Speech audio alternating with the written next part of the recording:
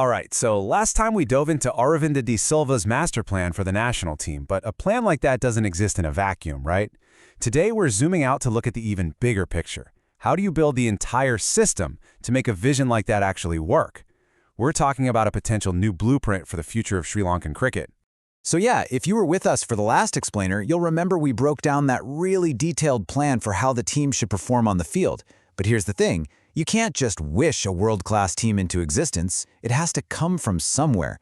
It needs a solid, world-class system behind it, constantly finding new talent and giving it the foundation to succeed. Because really, a great team plan is just a piece of paper without a great system to back it up. A plan is only as good as the structure that feeds it talent and supports its growth. And that brings us to the million-dollar question. What kind of administrative structure does Sri Lankan cricket need to make that vision a reality? To figure out what works, you've got to look at the best, right? You need a gold standard to measure against. And in the world of modern cricket, you'd be hard-pressed to find a better example of a successful system than the one they have over in India. Okay, so at first glance, this might look a little complicated, but the real beauty of it is how simple the whole idea is. Just follow the flow. Everything starts right at the bottom with the schools. They feed into the clubs. The clubs then get together to elect their provincial board, and then those provincial boards elect the main national board, the BCCI. See? It's a perfect pyramid. Talent flows up, and good governance flows down. It just makes sense. So what does a structure like that actually give you? Well, for a young player, it gives them a clear step-by-step path from their school team all the way to maybe, just maybe, playing for the national side. Power and responsibility are clearly defined at every single level, and this is so important. There's a hard line separating amateur cricket from the professional game. That line is where cricket stops being just a fun hobby and becomes a real career, with proper contracts, facilities, and accountability. That clarity, well, it's everything. And here's the kicker. This brilliant logical structure, it's not some secret Indian formula. It's basically the template used by nearly every single major test-playing nation on the planet, with, you guessed it, one very big exception. Which brings us home to the current situation in Sri Lanka. And it's not one clear system. Oh no, it's more like a confusing tale of two parallel structures basically trying to do the same job. I mean, just take a look at this diagram. If the Indian model was that clean, perfect pyramid, this is, well, it's a mess. You've got two completely separate centers of power. There's a main cricket board over on the left, and then a totally separate school cricket board on the right. There's no clear link, no hierarchy, and no obvious path for a young player to follow. Honestly, it's just a recipe for confusion. So, the list of problems ends up being the exact opposite of what makes the Indian model so strong. It's disorganized. It's not hierarchical. There's no clear pathway for talented players. And because there are no strong regional hubs, that talent gets scattered and lost. For major cricket nation, it's a fundamentally broken system. Now, when things are this messy, it's really easy to point fingers, right? We always blame the cricket board for everything. But the source material for this explainer suggests we need to look a little higher up. This quote argues, the real problem isn't just the board, but the fact that Parliament hasn't updated the country's sports law to even allow for a modern, effective structure to exist.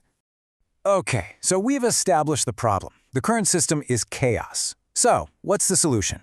Let's dive into the proposed new structure, which is all about creating a clear path forward.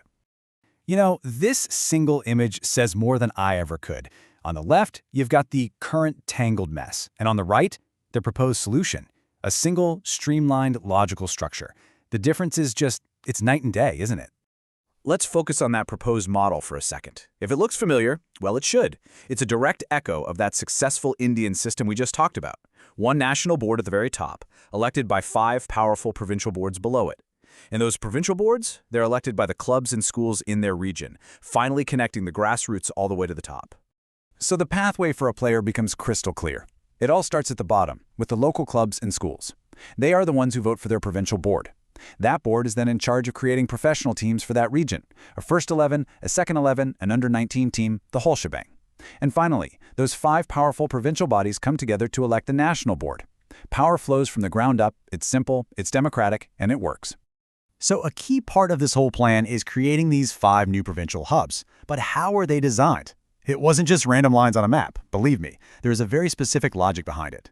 Here they are: Colombo, Kandy, Jaffna, Gale, and Gampaha. But as you can see, each one is actually a carefully built cluster of existing districts, clubs, and schools. So if you look at the Kandy board, for example, it's not just Kandy.